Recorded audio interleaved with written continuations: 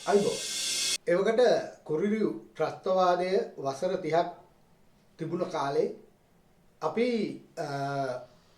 මම ඔය බෙදුම්වාදී ත්‍රස්ත විරෝධී ව්‍යාපාරයේ ලේකම්වරයෙක් වශයෙන් කටයුතු කරා. එතන අපිට සිද්ධ වුණා බෙදුම්වාදී ත්‍රස්තවාදීන් සමග ජාත්‍යන්තරය තුල පවා අපිට යම් විදිහේ හැලහැප්පීම් වෙන්න.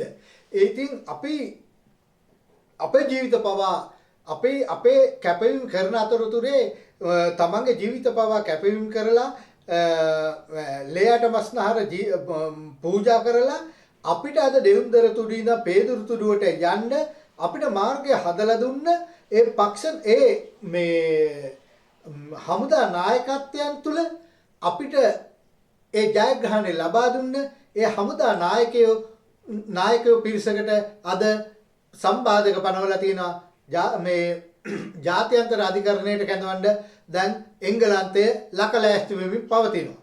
ඉතින් එහෙම තත්ත්වයක් උඩ අපි හිතන්න ඕනේ අපිට මේ තියෙන අපි දැන් දකින තව අකාරුණිකම දෙයක් තමයි එවකට හමුදාපති හිටපු මේ සරත් පොන්සේක මහත්මයා කියනවා මේ යුද්ධ වෙලේ අපරාධ වුණා නම් ඒ අපරාධකරුවන්ව මේ ජාත්‍යන්තර අධිකරණයට කැඳවන්න ඕනේ කියලා කියනවා. ඒතර එහෙමනම් ඒ වකම මෙච්චර කාලයක් එංගලන්තයේ මේ යුද අධිකරණයට මේ සම්බාධක පනවනකන් ඉඳලා මේ හමුදාපතිවරුන්ට මේ හිටපු හමුදාපතිවරුන්ට මේ සම්බාධක පනවනකන් ඉඳලා අද කියනවා එහෙම වැරදි කරන යුද අධිකරණයට කැඳවන්න ඕනේ කියලා. ඉතින් ඊට වඩා හොඳ නැද්ද තමුන් ඇත්තටම ඒ වගේම අපි දැක්කා තව එවකට හිටපු විධායක ජනාධිපති සහ ඒ අපේ ආණ්ඩුක්‍රම ව්‍යවස්ථාවේ විධායක ජනාධිපතිවරයා තමයි සේනාධි නායකයා වෙන්නේ. නැතුව මේ හමුදාපති නෙමෙයි. ඕක ජනතාව තේරුම් ගන්න ඕනේ. සේනාධි නායකයා තමයි මේ අන දෙන්නේ හමුදාපතිවරුන්ට. ඒ හමුදාපතිවරුන්ට අන දුන්නාට පස්සේ තමයි හමුදාපතිවරු ඒ යුද්ධය මෙහෙවන්නේ. ඒ සේනාධිනායකයා දෙන අනට. ඉතින් එවකට සේනාධිනායකයා කියනවා මේ මම තමයි මේ ඒ අන දුන්නේ මෙතන කිසි ප්‍රශ්න ඒකට මාව කැඳවන්න කියලා.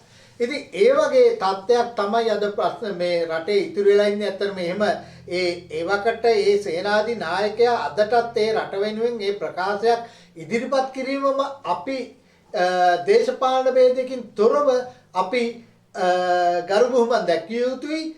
ඒ වගේම අපි තවත් අපේ මේ රජයේ වර්තමාන රජය තුල මේ මේ තත්ත්වය මේ ප්‍රශ්නය හමු වෙයි මීට වඩා යම් කාර්යක්ෂම විනිවිද පේන ප්‍රකාශයන් ඉදිරිපත් කළා මේ ජාත්‍යන්තරයේ මේ අපේ හමුදා විරුවනට කරන මේ අකටයුතුකම පිළිබඳව හෙලා දකිමින් යම් ප්‍රකාශයක් කරන්නේ නම් ඒ තමයි ජාතික යුතුයකම කියලා අපි කියන්න ලෑස්ති. අපිට වේදනාව තියෙනවා එවකට ඒ යුද්ධ සමයේ හිටපු බෙදුම්වාදී ත්‍රස්ත විරෝධී ව්‍යාපාරයේ ලේකම්වරයෙක් වශයෙන් අපිත් මේ දුක දන්නවා. අපිට අදටත් ඒ දුක තේරෙනවා. සරත් පොන්සේක මහත්තයාට ඒ දුක තේරෙන්නේ නැති තත්ත්වයක් අපි දකිනවා. නමුත් අපිට කරන්න දෙයක් නැහැ. ඇයි කියලා අපිට හිතාගන්න බෑ මොකද්ද කියලා. නමුත් කලේ යුත්තේ රජ මීට වඩා මේ හමුදා විරුවන්ව බේරා ගැනීම උදෙසා කාර්යභාරයක් කළ යුතුමයි.